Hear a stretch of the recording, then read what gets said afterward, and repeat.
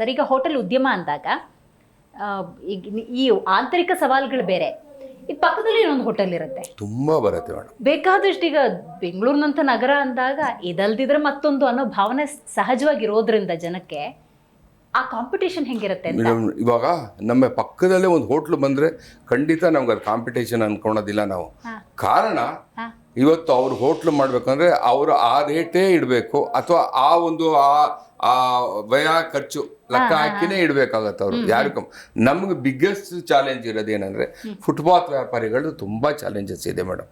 ಕಾರಣ ಏನಂದ್ರೆ ಅವರು ನಾವೆಲ್ಲೋ ಒಂದು ಒಳ್ಳೆ ಕಡೆ ಹೋಟ್ಲು ಓಪನ್ ಮಾಡಿದಾಗ ಎದುರುಗಡೆ ಬಂದು ಇಟ್ಬಿಟ್ರೆ ನಮಗೆ ತುಂಬಾ ಯಾಕಂದ್ರೆ ನಾವು ಒಂದು ಯಾವ್ದಾದ್ರು ಒಂದು ಪದಾರ್ಥ ಒಂದು 50 ರೂಪಾಯಿ ಕೊಟ್ವಿ ಅಂದ್ರೆ ಅವ್ರಿಗೆ ಏನಾಗುತ್ತೆ, ಅವ್ರಿಗೆ ಲೇಬರ್ ಇರಲ್ಲ, ಬಾಡಿಗೆ ಇರೋದಿಲ್ಲ, ನೀರಿನ ಬಿಲ್ ಇಲ್ಲ, ಕರೆಂಟ್ ಬಿಲ್ ಇಲ್ಲ, ಅವ್ರು ಏನಂತ 50% ಕಮ್ಮಿ ಕೊಡ್ಬೋದು. ನಾವು ಅದಕ್ಕೆ ಏನ್ ಮಾಡೋದು ಹೇಳೋದು ನಾವು, ಪಾಪ ಅವ್ರಿಗೂ ಒಂದು ಜೀವನ ನಡಿಬೇಕು ಖಂಡಿತ. ಅವ್ರಿಗೆಲ್ಲಾರು ಒಂದು ಅವ್ರದೇ ಒಂದು ಝೋನ್ ತರ ಮಾಡಿ, ಅವ್ರಿಗೆಲ್ಲಾರು ಒಂದು ಸ್ಟ್ರೀಟ್ ಮಾಡಿ, ಅವ್ರಿಗೊಂದು ಉದ್ಯೋಗ, ಅವ್ರಿಗೊಂದು ಜಾಗ ಮಾಡಿ ಕೊಟ್ಬಿಟ್ರೆ, ಅವ್ರಿಗೊಂದು ರೆಂಟ್ ಗಿನ್ ಫಿಕ್ಸ್ ಮಾಡಿದ್ರೆ ಸರ್ಕಾರಕ್ಕೆ ಒಂದು ರೆವಿನ್ಯೂ ಆಗತ್ತೆ, ನಾವು ಬದುಕ್ಲಿಕ್ಕಾಗತ್ತೆ. ಅವ್ರದ್ದು ಯಾವ GST ಇರಲ್ಲ, ಏನು ಇರಲ್ಲ. ಇವತ್ತು ನಮಗೆಲ್ಲ ಇದೆ, ಸ್ಟ್ರೀಟ್ ತರ ಮಾಡಿದ್ರೆ ಖಂಡಿತ ನಮ್ಗೆ ಏನು ಅಭ್ಯಂತರ. ನಮ್ಮ ಮುಂದೆ ಬಂದ್ ಮಾಡಿ ನಮ್ಗೆ ಏನಾದ್ರು ತೊಂದರೆ ಆದ್ರೆ ನಮ್ಗೆ ಅಂತಲ್ಲ, ಈ ಚಾಲೆಂಜಸ್ ಎಷ್ಟೋ ಜನಕ್ಕಾಗಿದೆ. ಎಷ್ಟೋ ಜನ ಹೋಟ್ಲೋರ್ ಹಿಂಗಾಗಿ ಕ್ಲೋಸ್ ಮಾಡ್ಕೊಂಡು ಹೋಗಿರೋದು ಇದೆ ಮೇಡಮ್. ಸರ್, ಕೊರೋನಾ ಟೈಮ್ ನೆನಪಿಸ್ಕೊಳ್ಳೇಬೇಕು. ಆ ಟೈಮಲ್ಲಿ ಏನೆಲ್ಲ ವ್ಯತ್ಯಯಗಳಾಯ್ತು? ನಿಜವಾಗ್ಲೂ ಹೇಳ್ತೀನಿ, ಕೊರೋನಾದಲ್ಲಿ ನಾವು 2 ತಿಂಗಳು ಬಾಗ್ಲಾಕಿದ್ವಿ.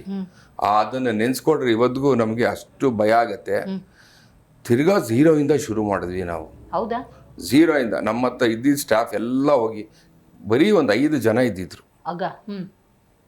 IT ಕಂಪನಿ ಇಲ್ಲ, ಫ್ಲೋಟಿಂಗ್ ಪಾಪ್ಯುಲೇಷನ್ ಇಲ್ಲ, ನಾಳೆ ಬದುಕಿ ಏನು ಅನ್ನೋದು ಭಯ ಇದೆ. ಇದ್ರ ಮಧ್ಯ ನಾವು ಏನ್ ಮಾಡೋದು ಗೊತ್ತಿಲ್ಲ, ನಾಳೆ ಬದುಕಿ ಏನು ಅನ್ನೋದು ಗೊತ್ತಿಲ್ಲ. 0 ಇಂದ ತಿರ್ಗಾ ಶುರು ಮಾಡಿದ್ವಿ, ಹಂತವಾಗಿ ಮಾಡಿದ್ವಿ. ಅವತ್ತು ನಮಗೆ ನಿಜವಾಗ್ಲೂ ಕೈ ಹಿಡಿದವರು ಅಂದ್ರೆ ಸ್ವಿಗ್ಗಿ, ಝೊಮ್ಯಾಟೊ ನಮಗೆ ಡೆಲಿವರಿ ಪಾರ್ಟ್ನರ್ಸ್. ಹೋಮ್ ಡೆಲಿವರಿ ಸಿಗ್ಬಿಟ್ಟಲ್ಲ ಸರ್ಕಾರದವರು, ಅದು ನಮಗೆ ಬಹಳ ಅನುಕೂಲ ಆಯ್ತು ಮೇಡಮ್. ಅದು ಅದರಿಂದ ನಾವು ಸ್ವಲ್ಪ ಚೇತರಿಸ್ಕೊಂಡು ಮೇಲೆ ಬಂದ್ವಿ ನಾವು. ಖಂಡಿತ ಸರ್. ಜಿ ಕನ್ನಡ ನ್ಯೂಸ್ ಈಗ ನಿಮ್ಮ ಮನೆಯಲ್ಲೇ ನೋಡಿ. ಎಲ್ಲ ಕೇಬಲ್ಗಳಲ್ಲಿ ಈಗ ಲಭ್ಯ.